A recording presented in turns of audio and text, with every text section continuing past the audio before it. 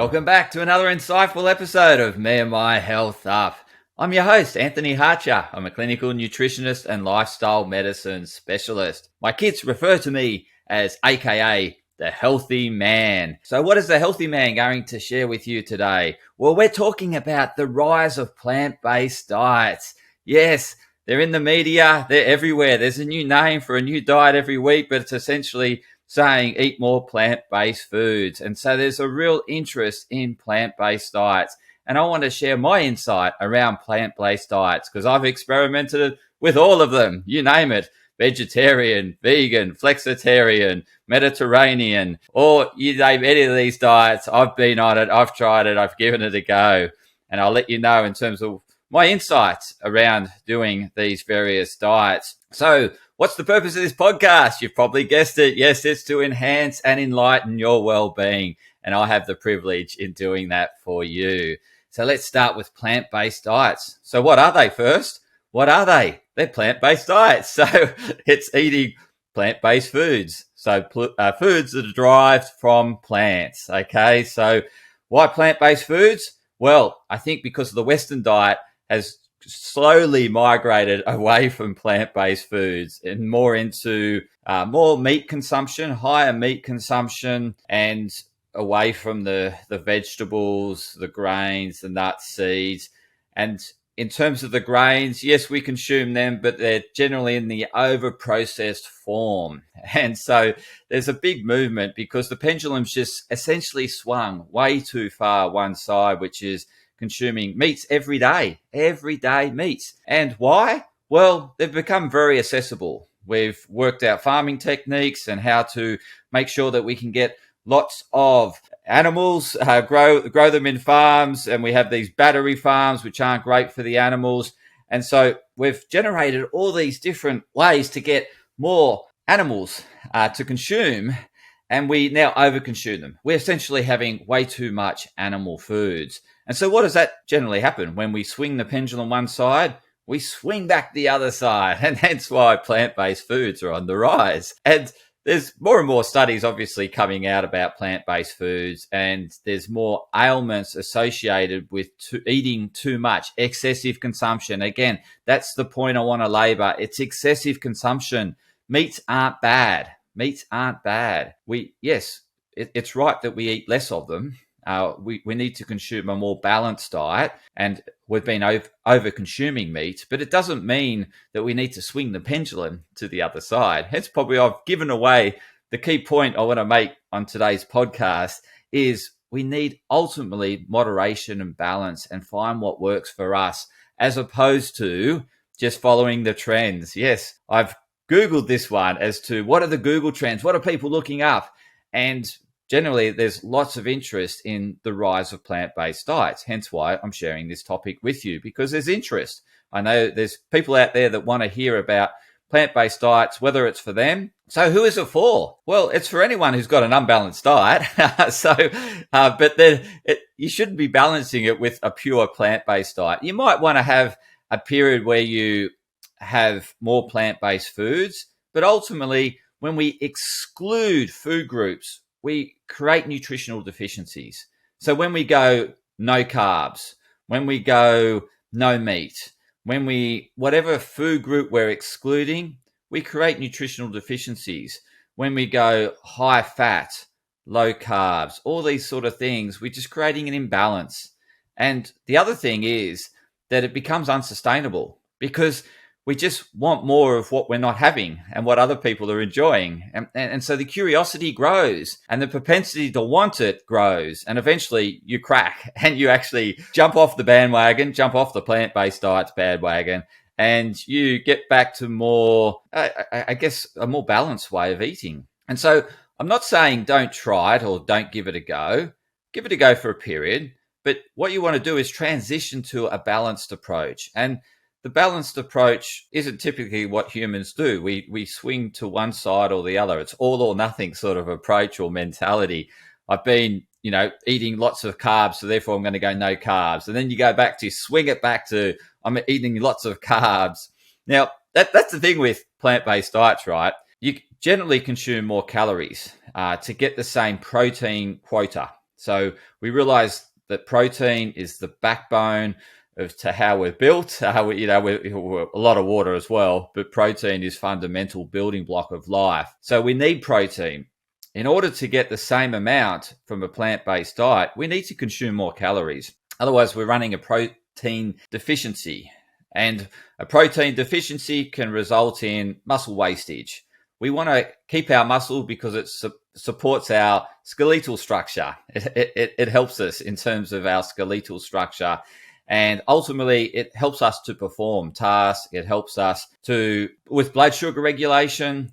And well, for some people, it looks better. But that's not for everyone. But so essentially, we don't want to be making it hard on ourselves by having to consume more carbohydrates in order to meet our protein quota. So that's a real downside about a plant-based diet, is that you'll be consuming more food, and generally we don't need to consume more food. We're a society that eats too much because of the readily availability. I mentioned that in terms of meat, but we have a readily available and too much accessible foods, hence why we attracted to eating, because we're wired that way. We realize that we need to eat to live, and so we are attracted to certain smells. So we walk past a few shops, we pick up certain smells. It's generally fats and sugars that we're really attracted to, and we think, oh, that smells nice, and it's going to start generating hunger signals in our body, and we're eventually going to think, yeah, I'm hungry now, I could eat that.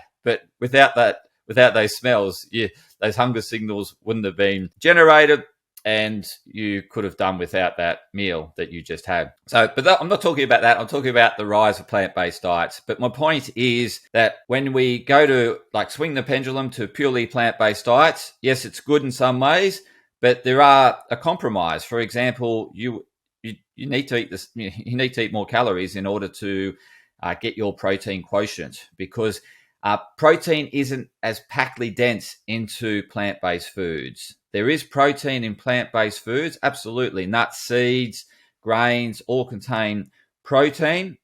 Even vegetables contain some protein, but it's small amounts. It's much less dense in protein. Whereas meat-based foods have a higher density of protein. They're more dense, so you can consume less of the meat and get the same amount of protein, whereas with the plant-based form, you have to consume a larger volume to get the same amount as the equivalent protein quotient in meat that you can eat less of. So that is a downside of going to plant-based diets, is that probably, that concern that you're not going to get enough protein. The other thing about plant-based diets is certain minerals and vitamins that are less available in plant-based diets. There's a few that you may have heard of. Iron, for example. Yes, iron is contained a lot within plant-based foods, but it's not in a bioavailable form. It's not as bioavailable. So again, it is available, but we assimilate less iron per volume consumed again. Okay, so I don't want to be technical, but essentially when you consume meat, it's in a more bioavailable form of iron. So it's easy to assimilate. And in actual fact, if you actually look into how much iron is in meat compared to certain plant-based foods have actually got more iron contained within it, but it's just not bioavailable as it is in meat. So that's the other thing, is the iron factor, which can be a factor for some people. Will have a concern because they might be, suffering anemia. So being conscious that with a plant-based diet, you may need to supplement if you don't want to eat meat. And yes, I need to acknowledge some people are going to a plant-based diet because of ethical reasons around the treatment of animals. And I'm certainly not judging that. That can be a very good reason. Because you don't want to see animals treated that way, and hence you're not going to consume them. And if you don't consume them, you're not supporting the industry, and you feel better about that. But remember that, again, it's going to come with things that you need to be mindful of, such as protein, making sure you are consuming nuts, seeds, and grains, and making sure you're combining those proteins in order to get all our essential amino acids. That's the important thing is, see, this is the thing. Some people adopt a plant-based diet and they also want low carb. Okay, that is very difficult to eat a plant-based diet, low carb, and then not to be nutritionally deficient. Okay, that is a recipe for disaster, is a low carb plant-based diet. So anyone out there trying to do low carbs on a plant-based diet, you're going to create nutritional deficiencies, which is going to result in suboptimal health. So I don't endorse it. If you go to a plant-based diet, you got to be willing to eat more carbohydrates. Okay. You need to, in order to make sure you don't become nutritionally deficient in any area. So yes, you need to mix grains, nuts, seeds, legumes together in order to get all the essential amino acids. Essential amino acids are amino acids that we can't manufacture. We need to ingest them so that our body can manufacture proteins. So you need to combine those. So be mindful if you're on a plant-based diet, make sure you have a combination of grains, nuts, seeds, and legumes in order to get those essential amino acids into your diet. Now, the other one is, I'm talking to nutritional deficiencies here, is one that could potentially arise from a plant-based diet is B12. So this is the thing, a pure plant-based diet is vegan. Okay, some people have a variation of a plant-based diet, which is plant-based plus dairy. Okay, so if you're plant-based plus dairy, generally categorized as vegetarians. Okay, so you're willing to eat dairy products because the animal's not killed in the process of you consuming that food, and so vegetarian consumes dairy products or foods that come from animals, whereas a vegan won't consume any foods that come from animals.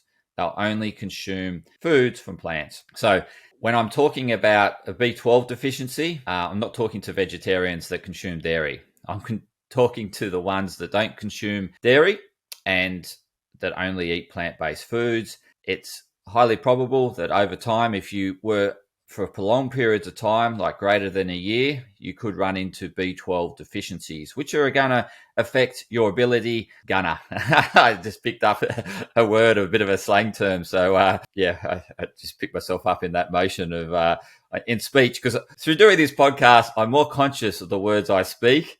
And there's a few words that have been brought to my attention through listening to the episodes that I think, do I really say that so frequently? I need to reduce that word. One of the words that you may have picked up on is essentially. Okay, I'm aware of that. I'm now on a mission to reduce the overuse of essential or essentially. And I just picked up gunner. So that's another one I'll be conscious of and wanting to improve my articulation of health concepts with using a language that better speaks to you. You better connect with. Some people may connect with gunner. So for those out there that don't mind a bit of Aussie slang, then you're going to get a bit of gunner. So B12, okay, B12 deficiency. Where I was going to talk to was B12 is essential for the manufacturing of red blood cells. So you can get B12 anemia through insufficient consumption of B12, and therefore you don't make good red blood cells and you make ineffective red blood cells. And that's pernicious anemia, which is a B12 deficient anemia. So there's also the iron deficient anemia, which generally we're very well versed and understand that exists. But we can also have pernicious anemia, which is a B12 deficiency. B12 is also heavily used in the construction of neurotransmitters and in the process of methylation, so making of proteins, we use B12. So it's a fundamental micronutrient. We only need it in small amounts.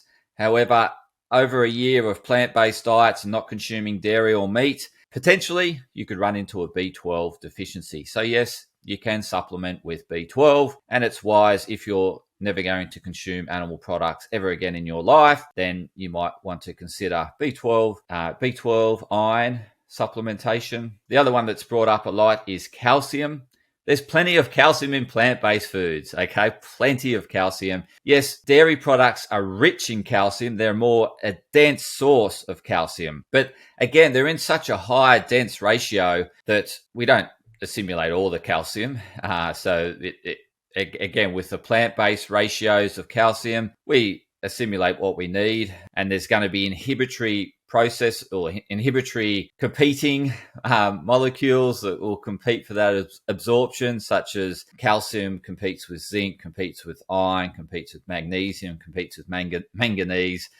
They're all divalent cations, and they get assimilated through a similar process, and so they compete for the same pathways. But anyway, getting away from that science, what is key is that you're aware of these potential deficiencies. So calcium may be one for those that don't consume dairy, but if you're consuming a lot of greens contain calcium. Consuming nuts, seeds, grains, they contain calcium. I'm not overly concerned with unless you're a kid, actually. So for children, for teenagers, fast growing, bones are developing, then it's really important your calcium requirements are really, elevating and fastly growing with a growing body. And so it's, really need to make sure that you're consuming good amounts of calcium. But tahini, again, is a great source of high in calcium. As I said, nuts and seeds in general are really good sources of calcium. Eating your greens, another good source. So there is calcium. There's plenty of calcium in plant-based foods. It's just not as dense as dairy, but there is calcium. So probably less concerned about the calcium deficiency. It's probably, again, it's the combination of things. So for like iron absorption, it's best assimilated with vitamin C consumption, citric acid. So that enhances iron absorption. What enhances calcium absorption is vitamin D. And so again, this is where dairy contains vitamin D, it contains calcium, you've got it all together. So it's really just making sure you're combining well. And if you don't know how to combine well, seek help from a professional. Okay, so see a professional that can help you, a registered dietitian or a clinical nutritionist who's someone that is really good to see, and one of those is talking to you today. So not plugging my services a little bit. I don't do a lot of it, but certainly if you are struggling in this area as to whether you're potentially running into a nutritional deficiency, then seek a professional advice. Don't go Google can give you awareness, some education. Some of the sources lack credibility, as you're aware, and whether sometimes it can actually make you too scared.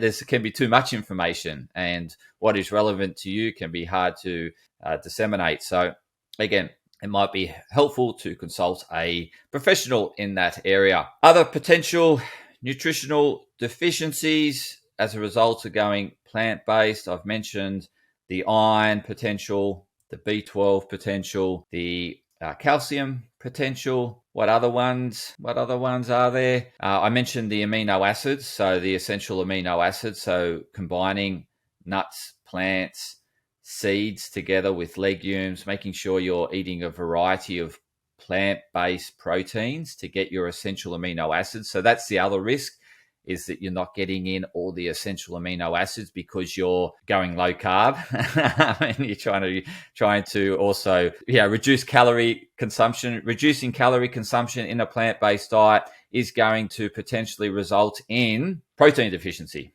Protein deficiency is going to affect or can lead to muscle wastage, muscle loss, sarcopenia. We don't want to see muscle loss, muscle wastage, because it really supports our skeletal structure and it supports so much else, our hormones, our signaling, our absorption. Protein's involved in just about everything in our body. So we're made up of protein and lots of it with water. So that amino acid potential deficiency as well if you're trying to do low carbohydrates as well as plant-based. So what are the benefits of going to a plant-based diet? It's generally considered more anti-inflammatory, but you can have a plant-based diet that's rubbish.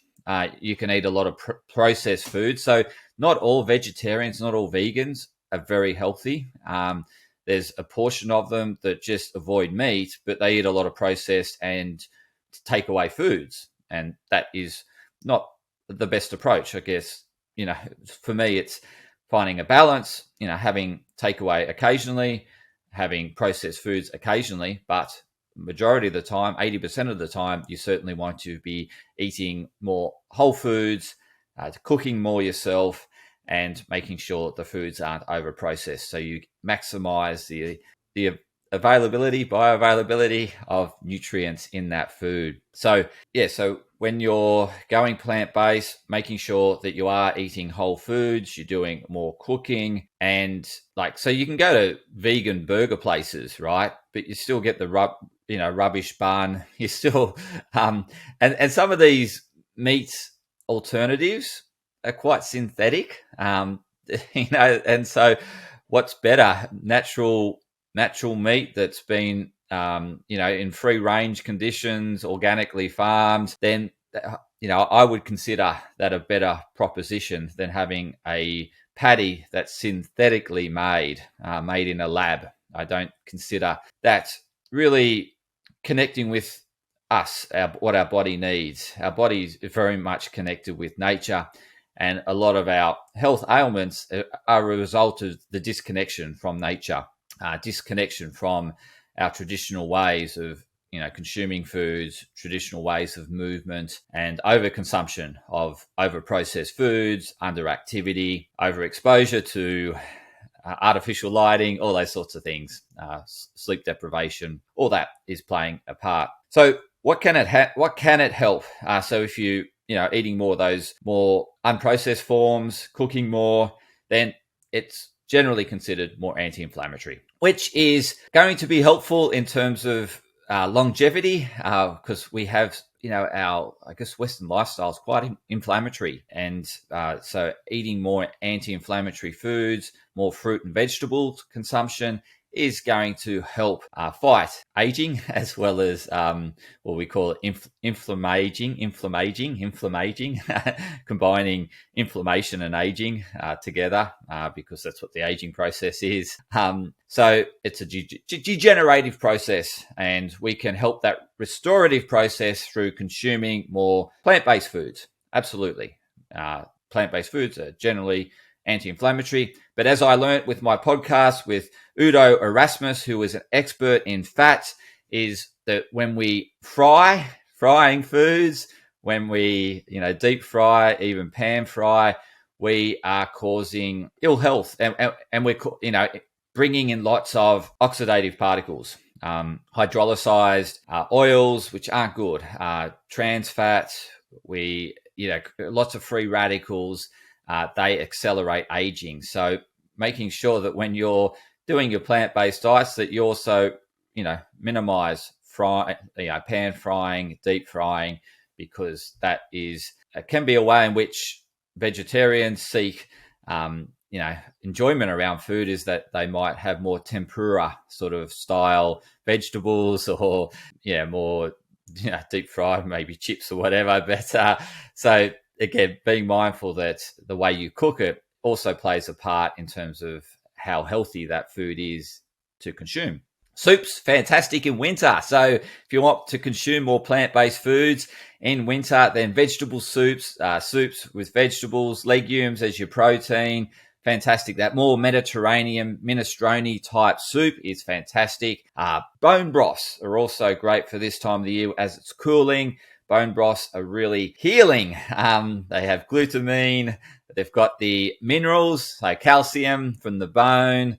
But then I guess bone broths won't connect well with vegetarians, or certainly vegans. But so that's the other thing. Bone broths are pretty much out of the question with vegans. So probably, for vegans, it's more the minestrone, the vegetable soups. But if you don't mind having a bone broth, but again, it's sort of not plant-based, is it? But that sort of came to mind as I said it. So anyway, I've picked up myself there. So the benefits are consuming more, I guess, unprocessed forms, cooking more, being mindful of how you're cooking it, and eating a wide variety. So that's really key around the plant-based, is that, as I mentioned, eating grains, nuts, seeds, legumes, vegetables, a rainbow color of vegetables, a rainbow color of fruit, eating what's in season. So making sure it's seasonal, then it has the optimal amount of nutrition. Also much better from a sustainability point of view. It's not being shipped in from Europe or far away. So much better for the environment. So eating seasonal, wide variety, colors of the rainbow is really helpful. Now, for those that are looking more for a happy medium between the two, is having meat-free meals, having meat-free days is beneficial, and go on a journey. Don't think that you need to go plant-based overnight. Maybe have 3 days a week that you're plant-based or don't consume meat, and then the other days you consume a variety of meats, the more healthier versions of meat, so the less saturated fats, the better, the more leaner cuts of meat, the better. The more variety, the better. Organic, even better. And free range, even better. So again, question where your meat's coming from. What are the conditions? There's more awareness of this today. And so there's farms that are got farming practices that are more supportive of animal welfare. So you can find it if you do a bit of research, do a bit of digging into it. You'll find places, sources of meat that you're more comfortable with consuming. Consume those meats. You'll pay more for it because it's not mass produced. Mass produced reduces the cost of the goods. However, so more niche produced, that more niche produced on a lower volume is going to have a higher cost to it. So again, you got to weigh up where you're at with your cost of living, rising cost of living, and wanting to look after your health, and also wanting to look after animal welfare. Again, it's a balancing act, but life's a balancing act, okay? It's all about finding that balance that works for you and not swinging the pendulum too much one side or the other. It's finding a approach to eating that's working for you, that ticks all the boxes around there's no nutritional deficiencies because you're consuming foods from each of the food groups, or you're mindfully aware that you're not consuming from a particular food group, and you're getting supplementational support to ensure that that nutritional deficiency isn't created through not eating that food group. So consult a professional if you want help in this area. Thanks for tuning in to another insightful episode of Me and My Health Up. But before you go, I would love to announce that I've got the Me and My Health Up Club set up and established. I would love you to join the Me and My Health Up Club for a coffee a month. It's great value. There's exclusive content. I'm posting twice a week, video content, still posts at least twice a week. At worst case, it'll be once a week. But there's exclusive content available to the Me and My Health Up Club members. If you just scroll down, you'll find a link to the Me and My Health Up Club. I'll make sure it's included in this episode so you can find it directly. Have a look at the Me and My Health Up Club. There's some preview content, but it's essentially for those that want to invest time and energy into their health and well-being and to live a long, satisfying, maximum quality of life, really, and go on a journey together. So I share my tips, what I'm doing. I share little challenges that I'm taking on. You can join me. We get together where we can in local communities, and there's added benefits such as discounting off supplementation and health foods or health products through my online account. So you get discount rates to that by being a Me and My Health Up Club member. You get exclusive content. You get to be part of a like-minded community. So look for the Me and My Health Up Club. Otherwise, reach out to me if you can't find the link. I'm Anthony at me&my-wellness.com.au. Also, send me any feedback about episodes, any topics you'd like me to find guests on, or any topics that you think I would be the applicable host or the person to speak about that. But this is all about enhancing and enlightening your well-being. And I want to be part of your journey in doing that, achieving that mission. And allow me to do that by giving feedback. So I'd love to hear from you. Thanks for tuning in to another insightful episode. Appreciate your ears, and have a great day, wonderful evening, wonderful morning, wonderful week, wonderful season, wonderful year. Take care.